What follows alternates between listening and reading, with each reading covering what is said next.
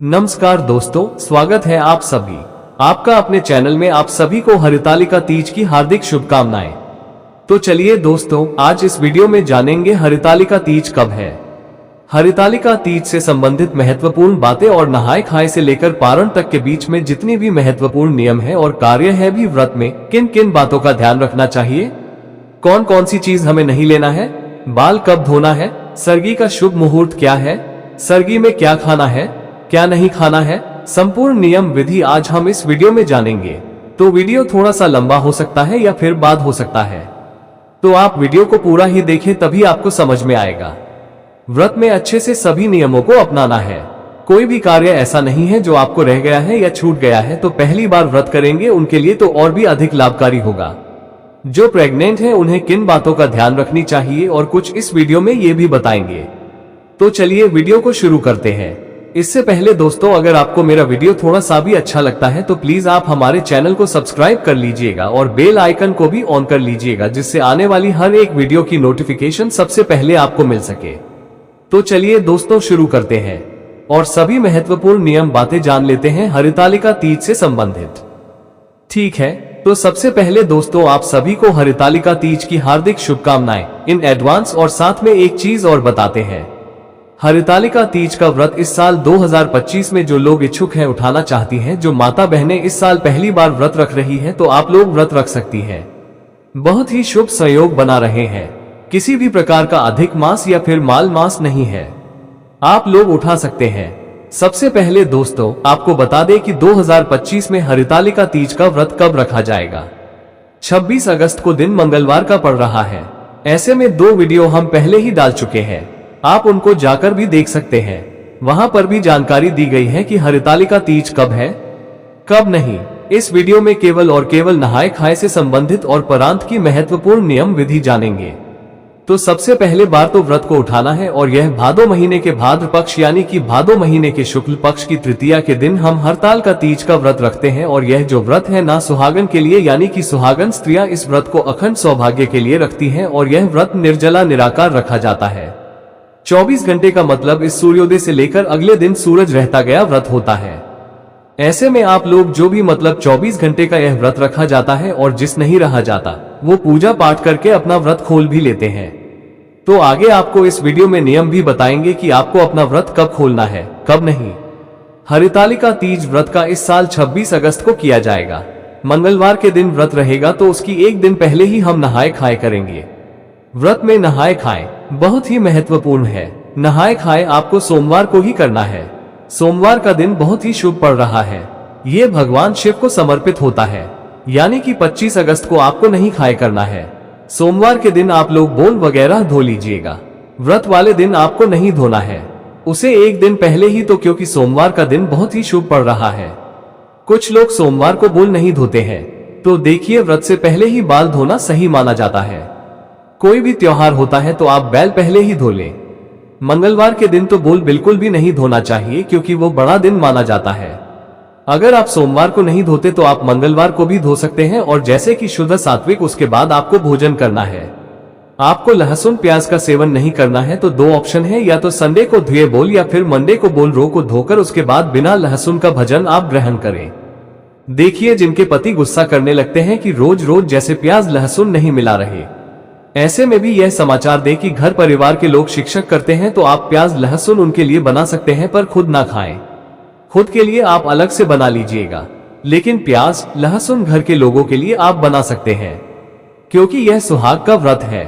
जात या व्रत वगैरह में तो बिल्कुल भी नहीं खा सकते, लेकिन इसमें तो आप मान लीजिएगा किसी कारण बस आप बाहर है कहीं तो आप लोग खा सकते हैं, मतलब मजबूरी में आप लोग खा सकते हैं। घर में तो ना आए तो सबसे बेहतर है कि नहीं खाए, ऐसा हमारा सही माना जाता है। और बैंगन मूली वगैरह खाकर व्रत ना रखें। मशहूर की दाल वगैरह भी हमें नहीं खानी चाहिए। नहीं खाए के दिन बचे, यानी कि इस दिन आपको बचाना है क्योंकि इस शिव जी का व्रत है। माता पार्वती से अखंड सौभाग्य के लिए प्रार्थना करते हैं और भगवान करे कि आप सभी माता बहनों के साथ, मतलब हमारा कहने का मतलब है कि आप सभी माता बहनों की जो भी इच्छा है वो पूरी हो। सभी को सौभाग्य, अखंड सौभाग्य का आशीर्वाद मिले। भगवान से हमारी है प्रार्थना है कि ठीक है। तो उसके बाद अगले दिन हम व्रत रखेंगे। व्रत के पहले वाले दिन सरगी खाना होता है। सरगी में बोर में जैसे कि कौवे का आवाज आपके कानों में नहीं आनी चाहिए। तब तक लास्ट आपको टाइमिंग बता दे कि लगभग आपको 43 से अधिक नहीं होना चाहिए और 4:2 बजे से पहले, क्योंकि 4:3 बजे के समय ब्रह्म मुहूर्त का माना जाता है। इस समय पर आप सरगी खा सकते हैं। देखिए तो कई लोग होते हैं जो 12 बजे के बाद का लेते हैं, पर ऐसा नहीं करना है।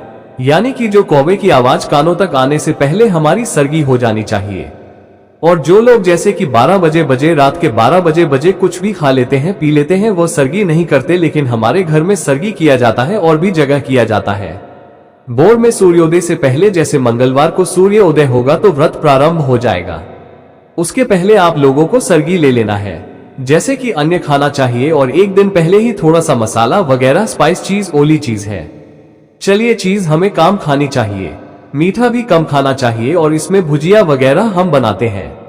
तो देखिए बच्चे मांगने लगते हैं तो पहले बनाकर आप भगवान के लिए, शिव भगवान के लिए निकलकर अलग रख दीजिएगा। और बच्चों से बड़ा कुछ नहीं होता, बच्चों को आप लोग दे सकते हैं। और प्रसाद वगैरह आप लोग पहले ही बना सकते हैं।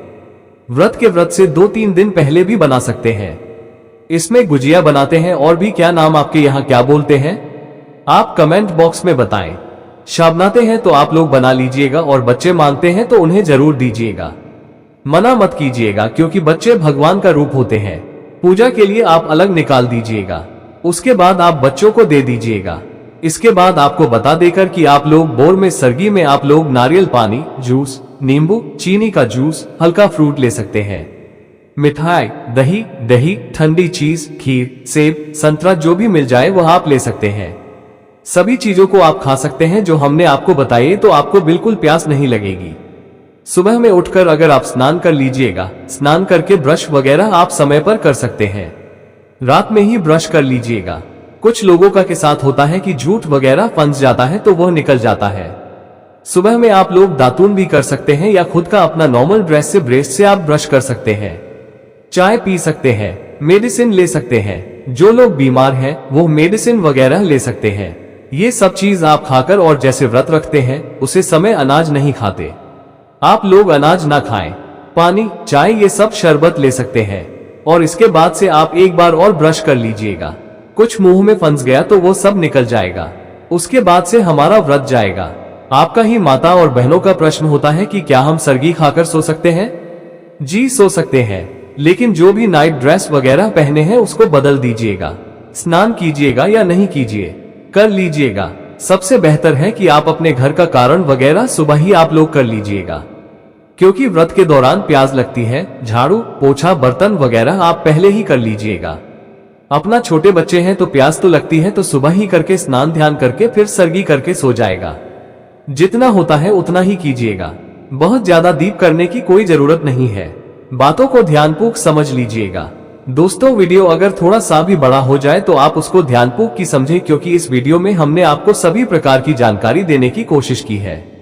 आपको कहीं और जाने की जरूरत नहीं पड़ेगी, पर आप इस वीडियो को पूरे ध्यान से लास्ट तक देखेंगे तो आपको सब अच्छे से समझ आ जाएगा। देखिए जब आप लोग सरगी के लिए उठते हैं ना, तो पहले आराम वगैरह लगाकर सोएगा। मान लीजिएगा कि जब उठते हैं तो आपने जो भी रिश्तेदार हैं, बहाने हैं, भाभी है, नंद है, दीदी है, जो भी लोग हैं उनको कोशिश कीजिएगा कि हमें उठा दीजिएगा। इस प्रकार से अगर आप उठ जाओगे तो किसी की सरगी नहीं रहेगी, क्योंकि अगले दिन बहुत सारी बहनों का कमेंट आने लगता कि हम तो उठ ही नहीं पाए, तो अब हम कैसे सरगी लें। दोस्तों चलिए अब हम आपके यहाँ पर पूजा विधि बताएंगे कि आपको पूजा कैसे करना है।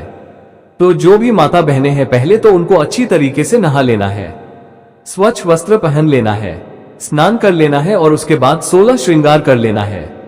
16 श्रृंगार आपको कैसे करना है, जो भी आपके पास सिंगर वगैरह की चीज है, नई चीज है, आप उनको पहन सकती हैं। अगर आपकी शादी की चीज है तो आप उनको भी पहन लीजिएगा। घर में पूजा करने के दौरान आपके पास जो भी गोल्ड की ज्वेलरी है पहन सकती है। मंदिर वगैरह दोस्तों बिल्कुल मत जाइएगा।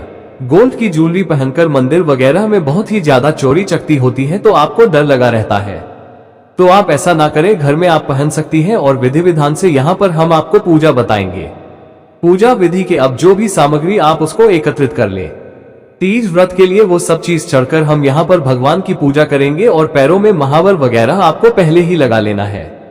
हाथों में मेहंदी भी एक दिन पहले ही लगा लेना है।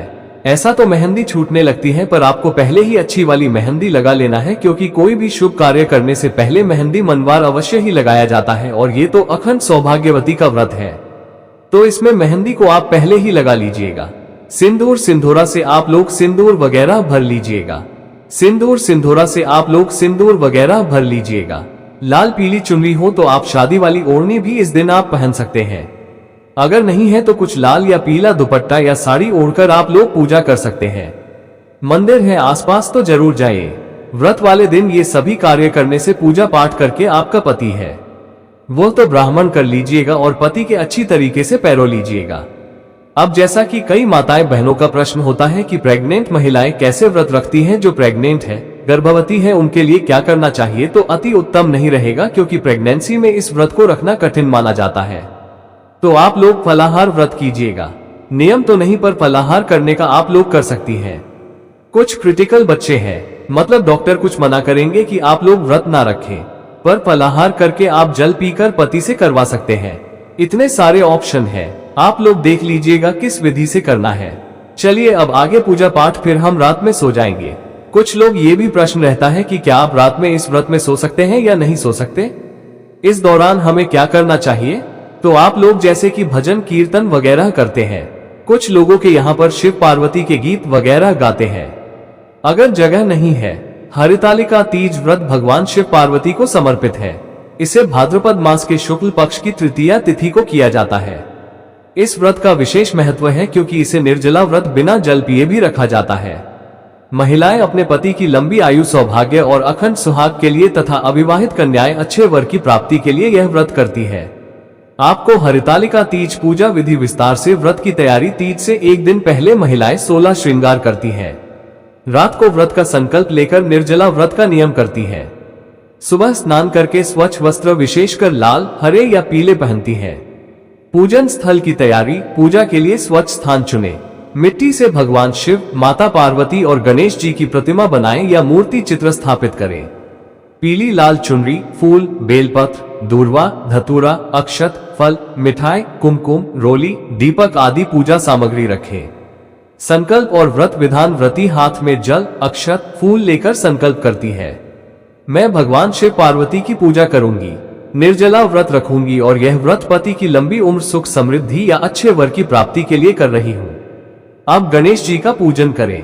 हरितालिका तीज की पूजा, भगवान शिव का पूजन शिवलिंग या मूर्ति पर गंगा जल, दूध, दही, शहद, घी और शक्कर से अभिषेक करें और मिठाई अर्पित करें। माता पार्वती का पूजन, माता पार्वती को सुहाग की वस्तुएं, चूड़ियां, बिंदी, साड़ी, सिंदूर, मेहंदी आदि अर्पित करें।